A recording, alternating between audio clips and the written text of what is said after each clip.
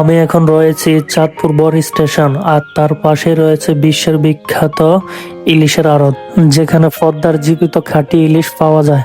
চলুন আপনাদেরকে দেশব্যাপী বিখ্যাত ইলিশের আড়ত থেকে ঘুরে নিয়ে আসি। এটাই হচ্ছে দেশ সেরা বিখ্যাত ইলিশের আড়ত। এখানে আসলে আপনারা পেয়ে যাবেন পদ্মার একদম খাঁটি এবং জীবিত ইলিশ।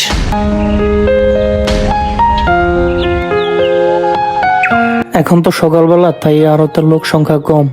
আড়তটিতে রাতের বেলা অসংখ্য পরিমাণ পর্যটক এবং ইলিশ ক্রেতাদের আগমন হয়।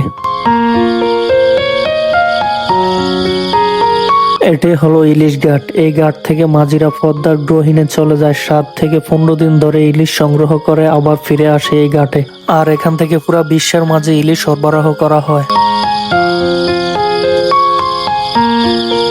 আজ এতটুকু, দেখা হবে খুব শীঘ্রই। আল্লাহ হাফেজ।